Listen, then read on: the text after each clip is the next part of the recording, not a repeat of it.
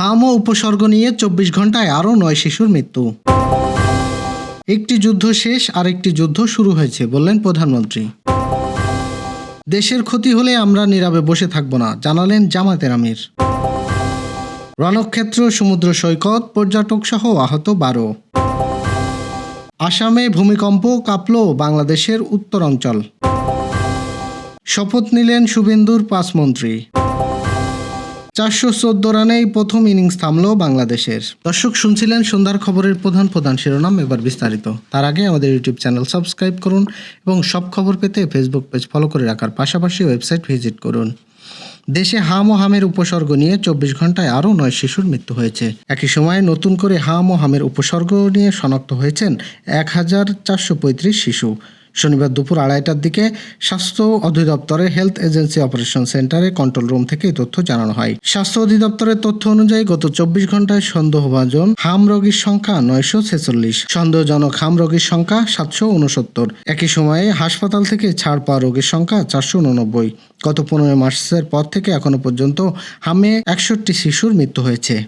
একই সময়ে সন্দেহভাজন হামজনিত মৃত্যু সংখ্যা ২৯১। এর মধ্যে সবচেয়ে বেশি মৃত্যু ঢাকায়। ১৫ মার্চের পর থেকে এখনো পর্যন্ত নিশ্চিত হামে আক্রান্ত হয়ে ৬,৯৭৯ শিশু। একই সময় সন্দেহভাজন হামে রোগের আক্রান্ত সংখ্যা ৪৭,৬৫৬ শিশু। প্রধানমন্ত্রী ও বিএনপি চেয়ারম্যান তারেক রহমান বলেছেন, একটি যুদ্ধ শেষ হয়েছে, আরেকটি যুদ্ধ শুরু হয়েছে, আর সেই যুদ্ধটি হলো জনগণের দেওয়া আমাদের প্রতিশ্রুতি বাস্তবায়ন করা। শনিবার রাজধানীর কৃষিবিদ ইনস্টিটিউটে বিএনপি ও অঙ্গ সংগঠনের নেতাকর্মীদের চাঙ্গা করতে আয়োজিত এক মতবিনিময় সভায় এসব কথা বলেন তিনি। ছাত্রদল, যুবদল, স্বেচ্ছাসেবক দল নেতাকর্মীদের সঙ্গে এই সভা অনুষ্ঠিত হয়। প্রধানমন্ত্রী তারেক রহমান বলেন, আমরা মানুষের পাশে সুশাসন দেওয়ার কথা বলেছিলাম।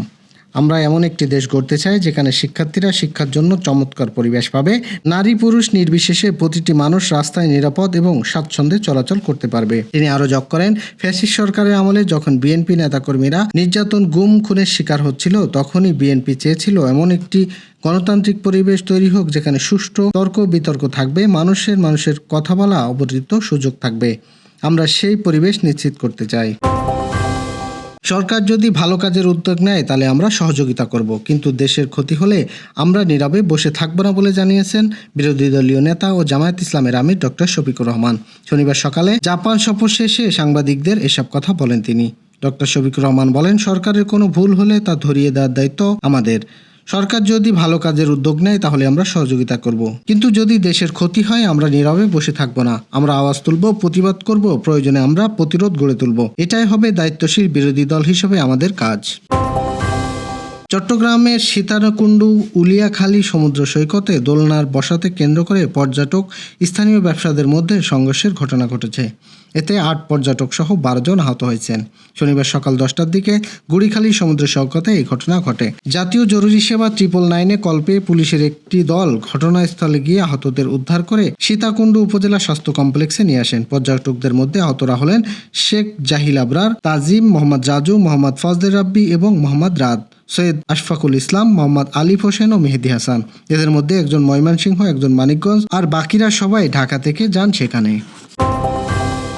ভারতের আসাম রাজ্যের ধুবড়ী জেলার বিথালিপাড়ায় ১৩ কিলোমিটার পশ্চিমে শনিবার দুপুরে মাঝারি মাত্রার একটি ভূমিকম্প আঘাত এনেছে।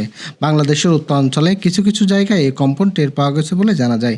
ভারতের ন্যাশনাল ফর সিমিউলেটজির বরাত ভলকালো নিজভারি জানিয়েছেন, স্থানীয় সময় শনিবার দুপুর 2টা 10 ভূমিকম্প অনুভূত হয়। রিক্টার স্কেলে যার মাত্রা ছিল 4.5। উত্তরাঞ্চলে ভূপৃষ্ঠের প্রায় 10 কিলোমিটার গভীরে। ভূগর্ভটি অভিজ্ঞত হওয়ার কম্পনের আশপাশে এলাকায় তুলনামূলক বেশি অনুভূত হয়েছে। তবে প্রাথমিক তথ্য অনুযায়ী এতে বড় ধরনের কোনো ক্ষয়ক্ষতির আশঙ্কা নেই। কোথাও কোথাও ঘরের আসবাবপত্র নড়ে যায়, তা থেকে জিনিসপত্র পড়ে যায়, কাছের ভাঙার মতো ছোটখাটো ঘটনা ঘটতে পারে বলে জানা যাচ্ছে। ভূমিকম্পের মাত্রা, গভীরতা, কেন্দ্রস্থল সংক্রান্ত তথ্য পরবর্তী সময় সংশোধন হতে পারে বলে জানিয়েছেন সংশ্লিষ্ট কর্তৃপক্ষ। পশ্চিমবঙ্গে বিজেপির প্রথম মুখ্যমন্ত্রী হিসাবে শপথ নিয়েছেন শুভেন্দু অধিকারী।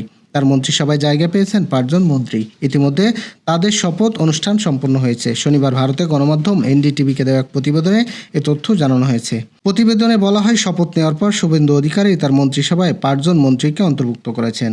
তার মন্ত্রিসভায় জায়গা পাওয়া এম্পোরিয়া হলেন দিলীপ ঘোষ, অগ্নিমিত্রা পাল, নিশীথ পরমাণিক, ক্ষুদিরাম টুডু এবং অশোক কীর্তনিয়া। প্রধানমন্ত্রী নরেন্দ্র মোদী এবং কেন্দ্রীয় স্বরাষ্ট্রমন্ত্রী অমিত শাহ সহ দেশের শীর্ষ নেতাদের উপস্থিতিতে এই 5 মন্ত্রী শপথ নেন।